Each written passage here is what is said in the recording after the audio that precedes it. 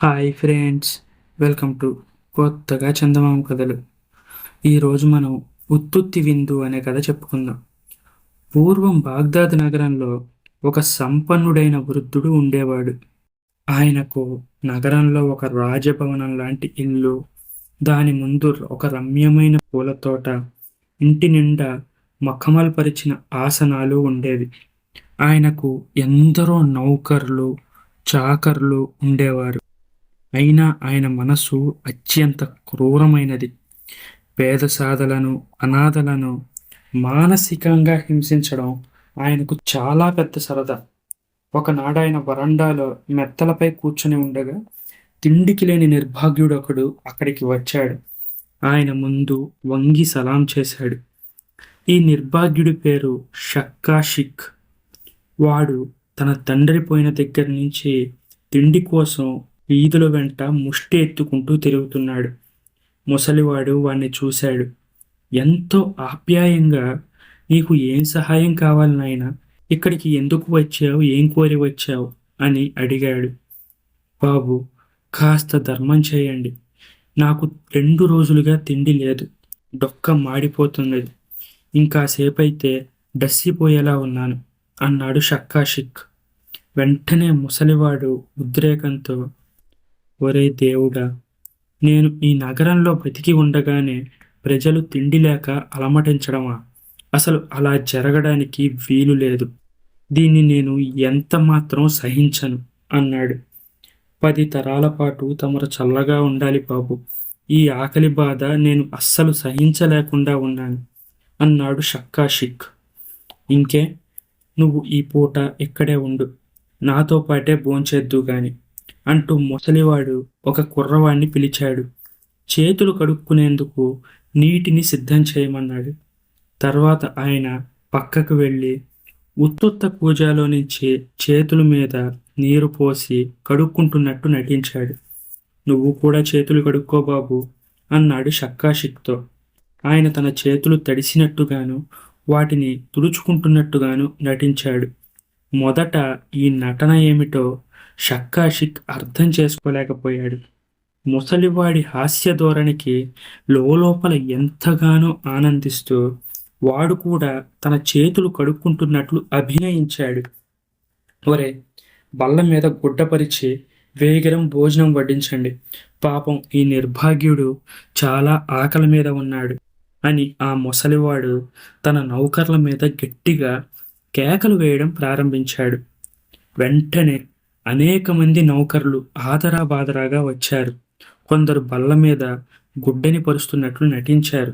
మరికొందరు కంచాలు పెడుతూ ఆహార పదార్థాలు తెస్తున్నట్లుగా నటించారు.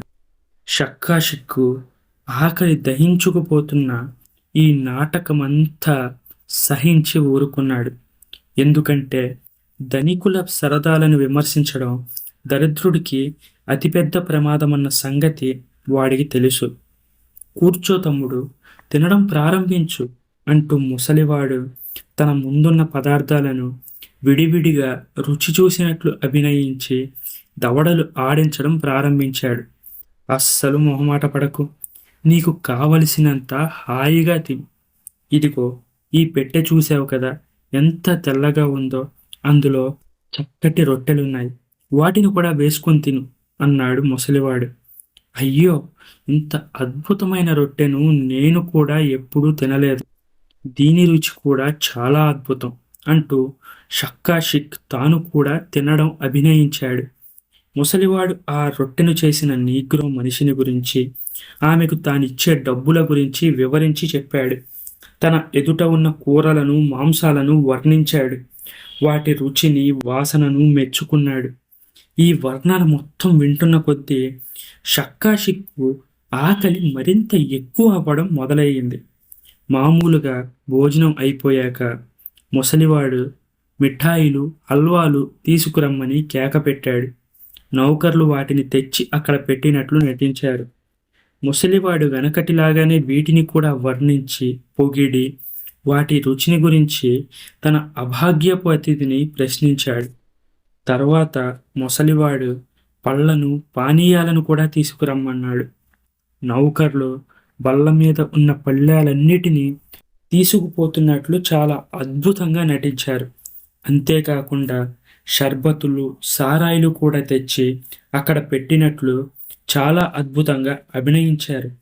తాగు నాయనా, ఒక్కసారి దీన్ని తాగి చూడు. ఇలాంటి షర్బత్తు నీకు ప్రపంచంలో ఎక్కడా దొరకదు. ఇది మా వంటవాడు ప్రత్యేకంగా తయారు చేస్తాడు. ఇదిగో ఈ సారా చూసావా? ఇది చాలా పాతది. ఎక్కడా నీకు ఇటువంటి సారా అసలు దొరకనే దొరకదు. తాగు, సుఖంగా తాగు, చక్కగా తాగు అని ఆ ముసలివాడు తన అతిథిని ప్రోత్సహిస్తూ అతని నోటికి గ్లాసులు అందించినట్లు అభినయించడం ప్రారంభించాడు.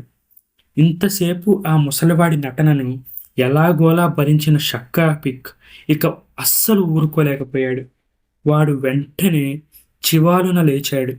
వెంటనే ఆ ముసలివాడి మెడ మీద తన చేత్తో దభాలన ఒక దెబ్బ గట్టిగా కొట్టాడు. ఆ ఒక్క దెబ్బతో ఇల్లంతా మారుమోగిపోయింది. వెంటనే ముసలివాడు పిచ్చి ఆగ్రహంతో పైకి లేపాడు. ఏం చేస్తున్నావురా దరిద్రుడా?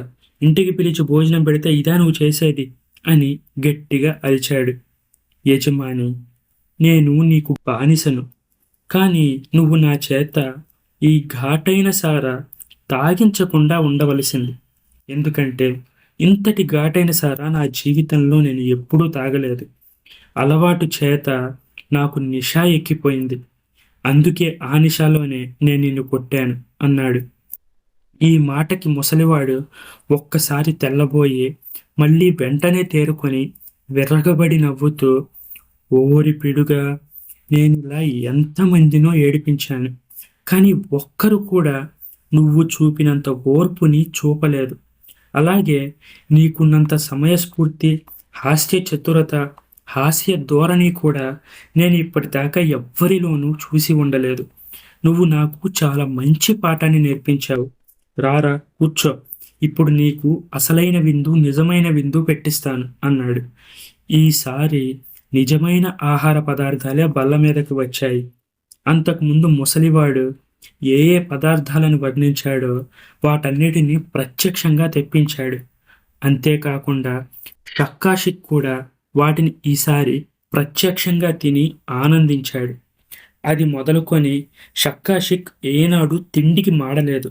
ఎందుచేతనంటే తాను బతికి ఉన్నన్నాళ్ళు ఆ ముసలివాడు వాణ్ణి 2 పూట్ల తన పక్కన కూర్చోబెట్టుకొని మరీ భోజనం చేశాడు. ఆ విధంగా షక్కాషిక్కు జీవితం హాయిగా గడిచిపోయింది. ఈ కథ మీకు నచ్చినట్లయితే దీన్ని లైక్ చేయండి, మీ ఫ్రెండ్స్ అందరికీ షేర్ చేయండి. అలాగే మన ఛానల్ని సబ్స్క్రైబ్ చేసుకోవడం మాత్రం అస్సలు మర్చిపోకండి. Thank you friends.